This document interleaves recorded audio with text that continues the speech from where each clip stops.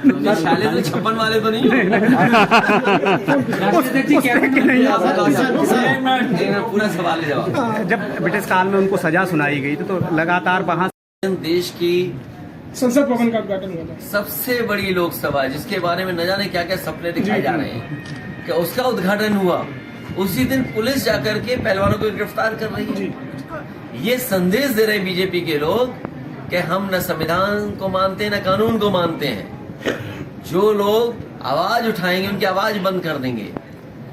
BJP को अब फैसला लेना है, भारतीय जनता पार्टी को बताना है कि जो नारा कभी उन्होंने दिया था, बेटी बचाओ बेटी पढ़ाओ, क्या इस तरह अन्याय कर करके बेटी बचेंगी, बेटी पढ़ेंगी या बेटियों का सम्मान होगा? और कहीं न कहीं देश की हर बेटी देख रही है इन तस्वीरों को। तो क्या लगता है इस देश की नारी देख रही है।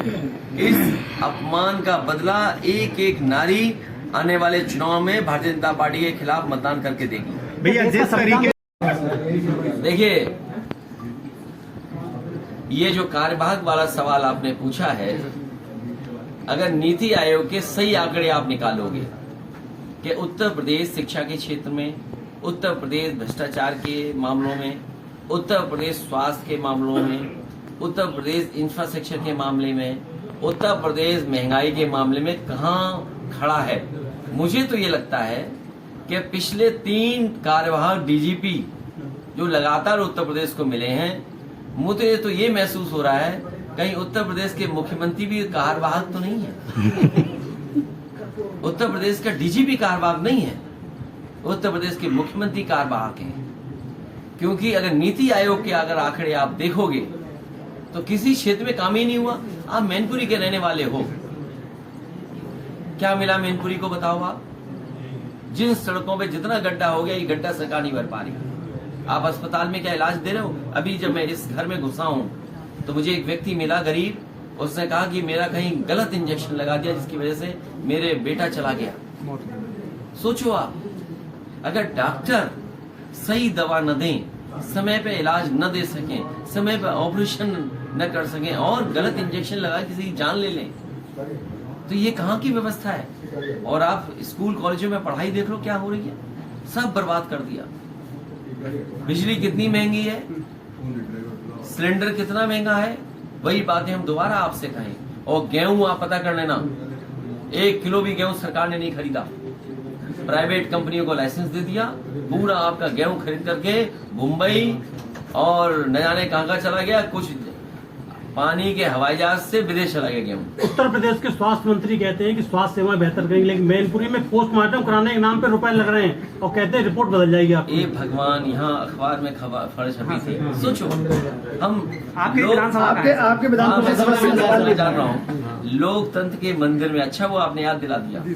जो लोग कहते हैं कि लोकतंत्र का मंदिर है, कितने करोड़ का बनाया, बताइए पोस्टमार्टम के लिए पैसे लिए जा रहे हैं। पोस्टमार्टम के लिए पैसे, ये क्या मुख्यमंत्री है और क्या उनके डिप्टी सीएम है? डिप्टी सीएम का स्वास्थ्य खराब है मुझे लगता है, जिन्हें ये दिखाई नहीं दे रहा कि किस तरीके से अस्पताल चल रहे हैं। मेडिकल कॉलेज बर्बाद कर दी। क्या सफाई का अस्पताल देखने आए थे? क्या देखने आए थे कि बिल्डिंग कब बनेगी?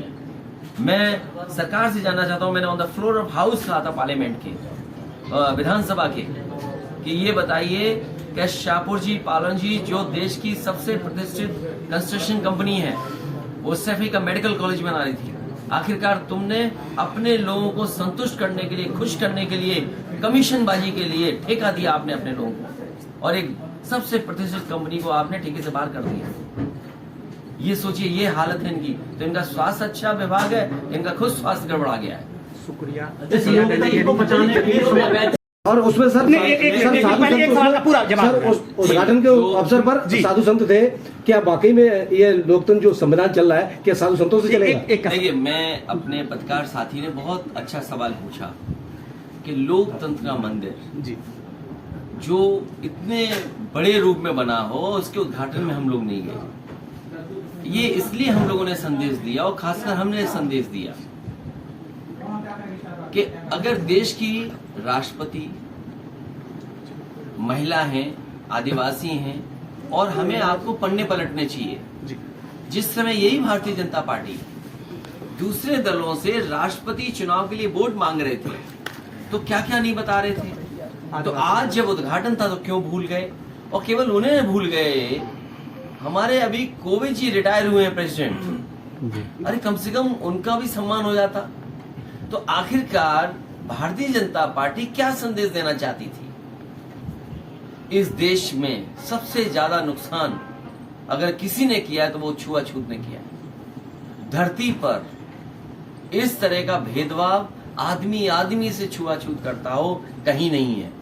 तो कहीं ना कहीं बीजेपी के लोग हो सकता है हजारों साल पुरानी मानसिकता के हिसाब से कुछ सोचते हो कि भाई महिला हैं क्यों हम उन्हें बुलाएं, राष्ट्रपति हैं क्यों बुलाएं हम लोकसभा उद्घाटन, इसीलिए हमारा विरोध था।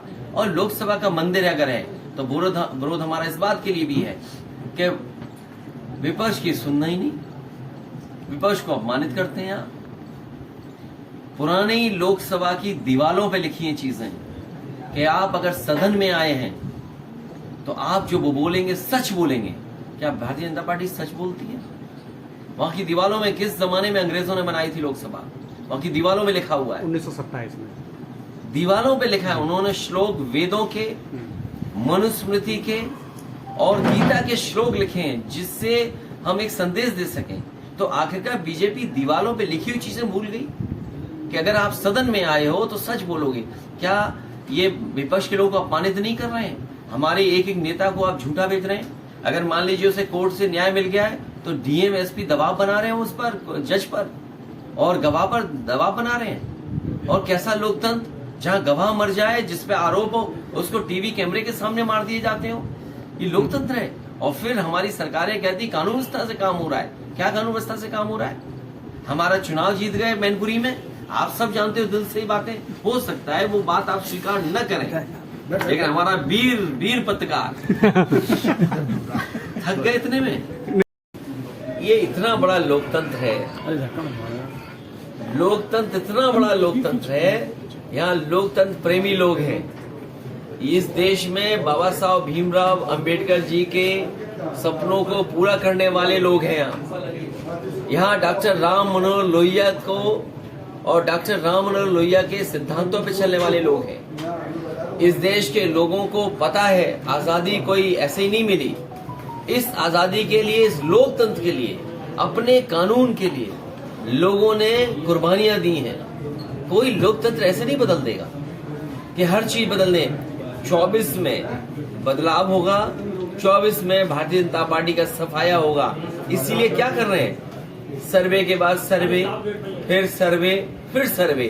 अरे 3 सर्वे करके अपने 2-2 बार सांसद रहे उनकी टिकट तय करोगे।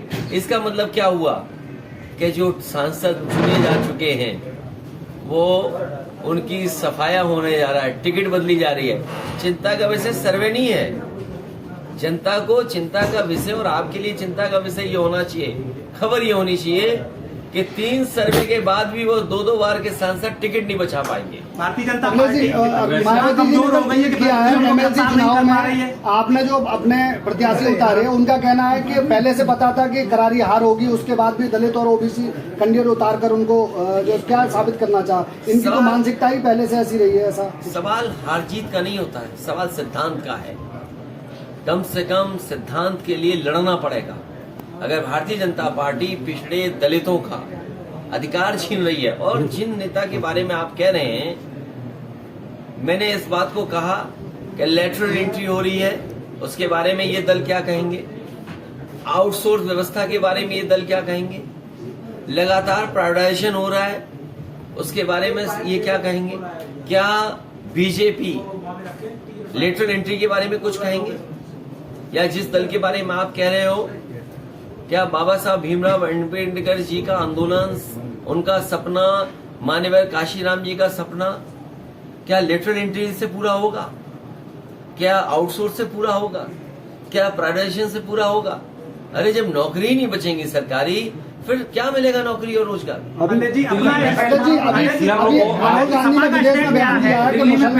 सामने इतने कैमरों के सामने बड़ी जिम्मेदारी के साथ कह सकता हूं, पूरी भारतीय जनता पार्टी भूमाफिया बन गई है। 100%। मैं इस बात को दोबारा दोहराता हूं। मुख्यमंत्री जी आए थे मैनपुरी, सरकार पूरी यहां थी, मैं तो कहूंगा कि रजिस्ट्री ऑफिस से वो रजिस्ट्रियां निकलवाइए किस पार्टी के नेता सबसे ज्यादा भू माफिया बनकर के आए हैं। और ये बात केवल मैं मैनपुरी की नहीं बोल रहा हूं, आप अयोध्या की रजिस्ट्रियां निकलवा लो, सबसे ज्यादा रजिस्ट्रियां किस दल के लोगों की हैं। सबसे बड़ा भू माफिया उत्तर प्रदेश में अगर कोई है तो भारतीय जनता पार्टी के लोग हैं। अयोध्या निकाल लीजिए, आगरा निकाल लीजिए, वाराणसी निकाल लीजिए, आप लखनऊ निकाल लीजिए। समाजवादियों का या उन्हें लगेगा कि बीजेपी का नहीं है तो बुलडोजर आ जाएगा, लेकिन वही प्रशासन बीजेपी के लोगों के लिए जमीनी कब्जा करवाएगा। तालाब कब्जा हो गए, आप देख लीजिए, अगर कोई तालाब है और बीजेपी वालों की नजर पड़ गई तो समझ लेना वो तालाब नहीं, वहां प्लॉटिंग हो जाएगी। इस लोकतंत्र को बचाने के लिए आपके पार्टी क्या राजू यादव उनके ऊपर एक मुकदमा लिखाया गया है। वो हमारी इंटरनल समस्या है, उसका समाधान कुछ कर दिया, कुछ हो जाएगा।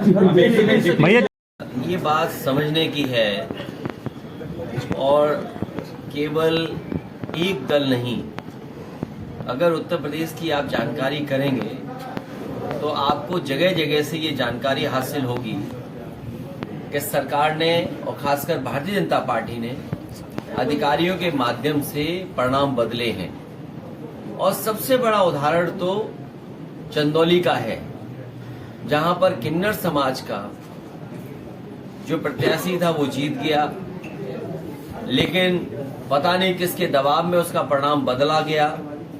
जब नाराजगी हुई, और नाराजगी किस हद तक गई वो आपने सब तस्वीरें देखी हैं, और उसके बाद जब उन्हें न्याय की उम्मीद खत्म हो गई तो उन्होंने खुद हाथ में डंडा लेकर के और किस तरीके से प्रशासन और पुलिस को दौड़ाया, और उसके बाद परिणाम आप जानते हो कि प्रशासन को उनके पक्ष में परिणाम करना पड़ा।